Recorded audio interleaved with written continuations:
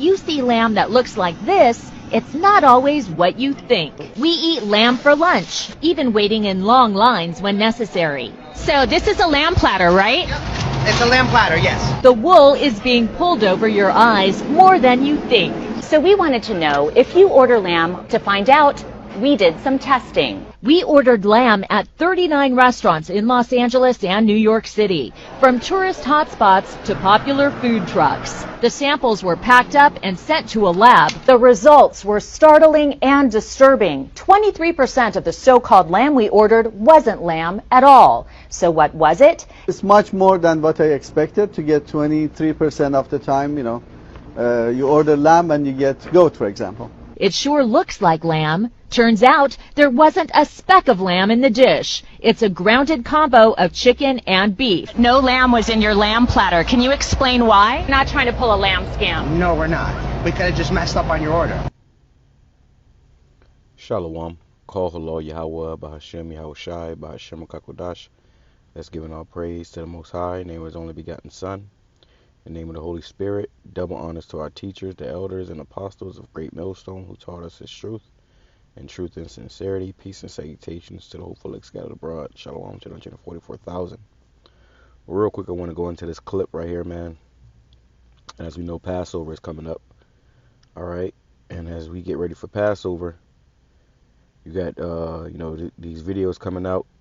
In this particular video, they're showing you how the lamb, it says lamb is really not lamb. Okay, lamb is really not lamb, and which is further proves the scripture about our bread being defiled. Our food is defiled. Okay, you go buy something and you think you're buying one thing, but you're really buying another. And that right here is why we got to get the hell up out of here. The Lord got to deliver us, man, soon, because no matter how much you try, to do right, and keep the commandments and all these things to please Yahweh Shem Yahawashi, we are ultimately still in the land of our captivity. And in the land of our captivity, these devils doing whatever they want to do. They feeding you whatever they want to feed you. Okay. And as you see in this video, people think they're getting lamb and they're getting chicken, they're getting beef, and it's just wickedness, man. It's just wickedness. It's every day we seeing something else, just proving why we got to get the hell up out of here. But let's grab a few precepts, starting off with Ezekiel chapter 4, verse 13. It says, "And the Lord Yahweh said, even thus shall the children of Israel eat their defiled bread," which bread is food, so it could be, it just means food, "among the Gentiles whither I will drive them." So we have been scattered among these heathens, and we're eating defiled bread. Okay, our food is defiled. It's not, what it's labeled to be. They got all type of additives and chemicals and, preservatives and stuff in the food, but also they got other meat. You go somewhere and the label will say all beef. You find out it's pork, chicken, and in some cases even human meat in this food, man. All right, and this is why we got to be delivered. It says in the NLT, the Lord said, "This is how Israel will eat defiled bread in the Gentiles' land, which I will banish them." We've been banished from our land into the land of our oppressors, where we are still yet this day scattered and really in captivity. We're subject to their ways and their laws and all this, that, and the third. But bringing it back to the Passover, because I remember the first time we had the Passover, and in the spirit I was going to get the lamb, and I prayed to the Lord to be with us this past this is years ago. I prayed with Him to be with us that Passover, and I'm driving to get the lamb, and I was just going to go to a store, but the Spirit said, "Nah, this is my Passover." Which we understand that we are in this captivity. We can't be over righteous. Really, we're supposed to have our own farms. Like I said, this is just an example of why we can't keep all the laws here. But we're supposed to have our own farms, and in the kingdom we will have our own farms. We're going to have our own, livestock. But in that moment, I was thinking about getting the lamb, and I considered going to the store and just getting some lamb off a damn shelf, and the spirit's like, nah, don't do that, And I ended up going to an actual slaughterhouse. I don't know. I believe I passed by a slaughterhouse, and for years we was always going to the slaughterhouse, man. And you would literally see the lamb alive. As the scriptures say right here. Let's grab it real quick. It says, Exodus chapter 12, start at verse 1. It says, And the Lord spake unto Moses and Aaron, saying, in the land of Egypt, saying, This month shall be unto you the beginning of months. It shall be the first month of the year to you. Speak ye unto all the congregation of Israel, saying, In the 10th day of the first month of this month, they shall take to them according, Slakia, I'm a little excited, but they shall take to them every man a lamb, which the lamb symbolizes YAHAWASHI. Okay, it says, according to the house of their fathers, a lamb for a house. So we actually went out and got actual lambs, and this was a guideline to pick this lamb by. It says, and if the household be too little for the lamb, let him and his neighbor next to his house take it according to the number of the souls. Every man according to his eating shall make your account for the lamb. It says, your lamb shall be without blemish, a male of the first year. Ye shall take it out of the sheep. It's like you shall take it out from the sheep or from the goats. So, lamb, but it could be sheep or it could be a goat, technically, okay? But it has to be without blemish, a male of the first year. Now, you go to the store, you may pick up some lamb in a vacuum sealed bag or something, on those little trays. And you don't know what that lamb was. You don't know whether it was a male or female. You don't know if it was black, brown, white.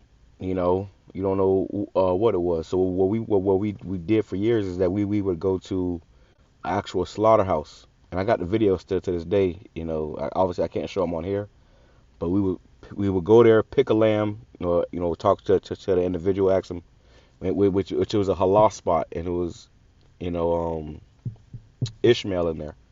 But we would go and pick out the lamb, ask them, I need a male lamb,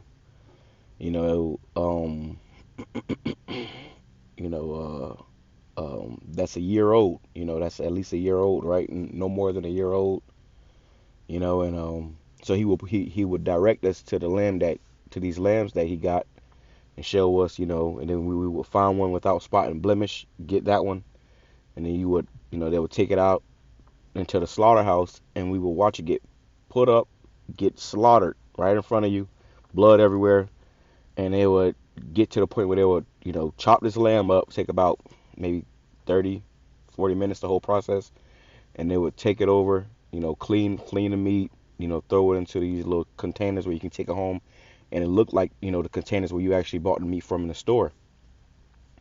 The reason why I'm saying this is because that's the only way you're gonna know you actually getting lamb nowadays. That's so now, when you think about it, you got to think about all the times that you went and bought lamb, and when was it not lamb. So this is something to remember during the Passover time that's coming up. Though we know that which last year we ended up going to a store, but they had lamb shanks where it was like the bone in it, and you could tell, it was actually pulled off an animal. But we still don't know but you don't know whether that animal was a male or female, how old it was, So that's something I just thought about when I saw that video, man, because, we would actually go, which it was a little more expensive. Well, maybe a lot more expensive, but it was worth it, to get actual real lamb that you've seen breathing, live, bad, whatever the lambs do, and then in the next 30, 40 minutes, it was in some totes, and you was taking it to the house. All right. Now we know, according, you're supposed to have your own lamb. You're supposed to pull for, and then it's a whole ceremony and process with it. Okay. But the point was that, we don't know, what the hell we eating nowadays, man. All right. And this is why I want to grab this too. Let's grab this too. Let's see. let's see. Damn. Hold on one second. The scripture is on the tip of my tongue. You better should know I don't know where I'm going. Oh yeah, rehearse. All right. Let's grab it in NLT 2, Judges 5 and 11. All right. And so, like, here's something I just want to go through in the spirit. Judges 5 and 11, because we are rehearsing the righteous acts, man. It says, Judges chapter 5, verse 11, they that are delivered from the noise of archers in the place of drawing water. All right, the noise of archers is those nukes, the ultimate, or the modern archers are, these countries that have nuclear silos, and they're going to send those nukes. That's the way America's going to be destroyed. And it says, and drawing water, which is, where we, represent slavery. We're here in the land of our captivity to this day. It says, there shall they rehearse the righteous acts of the Lord Yahawah. You see? So we are rehearsing these righteous acts, but it makes it hard to rehearse these righteous acts, with Esau doing stuff like this right here, giving you lamb that's not lamb. So this just go to show you that reason why we need YAHAWASHI, because no matter what we do here, it's never going to be enough, because we are in the land of our captivity. It says, there shall they rehearse the righteous acts of the Lord, even the righteous acts toward the inhabitants of his villages in Israel. Then shall the people of the Lord go down to the gates. So the point was, we are rehearsing the righteous acts, This isn't to discourage anybody who may go to a grocery store and get their lamb on Passover. We're rehearsing, but, I also want to make that point that in the kingdom of heaven, we're going to have our own sheep, lambs, cattle. We're going to be wealthy, which that's true wealth, to have, cattle, to have, livestock. We're going to have our own, and we're going to, dictate what they eat. You don't know what they feed these lambs, We're going to make sure they're eating a proper diet, make sure they're taken care of. And then we're going to eat all our meat, Nowadays, this meat, you buy meat from the store, got meat glue in it, all type of stuff going on with it. But we're going to eat our meat fresh, it's going to be actual alive animal. Nowadays, you go to the store, you may buy some meat, and that animal was slaughtered a year ago, and they just preserved the meat. Well, we're going to eat fresh meat, okay? Fresh meat, we're going to have slaves that's going to be out there working and, tending to our herds and stuff, and making our, But I was just thinking about that, like, damn, bro, like, we really gonna have it in the kingdom right now. Here we don't have it, But, it's just an example of, we gotta work with the best of the worst. We gotta work with the best of the worst. Do what you can do, but understand that we are rehearsing the righteous acts, even though, you find out that lamb is not lamb in America, okay? And people were saying in the comment board, oh, y'all gotta sue those food industries in America. I guess people from other countries talking about this and the third, but these people are so lawyered up. You know anything about living in America, everybody's poor, everybody's broke, everybody's suffering. You know what I'm saying? So it really ain't no suing these people. We just got to suffer it out. We got to suffer it out, and the Lord's going to deliver us to make things right. But as of right now, we are yet to stay in our captivity. And even when we try to keep the laws, we fall short, because for that reason, we're in the land of our captivity. Okay, let's grab that real quick. Which, when you rehearse something, let's grab that too before I go further. When you rehearse something, it's not like you're actually, doing the thing. It says,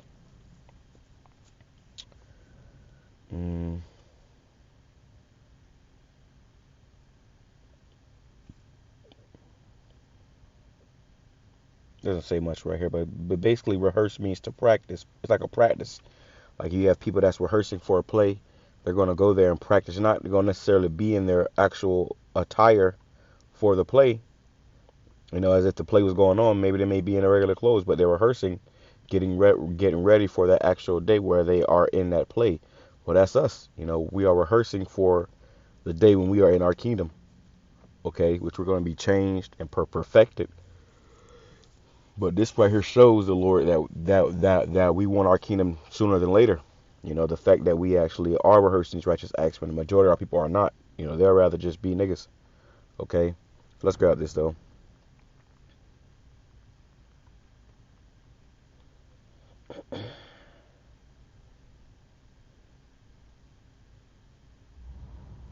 Hey, what's that, Baruch? Yeah, bear with me, Salakia. It's Baruch chapter 3, verse 8. Behold, we are yet this day in the land of our captivity, where thou hast scattered us for a reproach and a curse, to be subject to payments. We got to pay for the lamb, you know. It says, according to all the iniquities of our fathers, which departed from the Lord our power. So yeah, we are yet this day in the land of our captivity, and that's why we got to suffer these things. You know, you eating food and you don't know what the hell is in it, you know. They got to take it to a lab and run tests on it. The people that's selling it to you don't even know what the hell is in it, man. All right.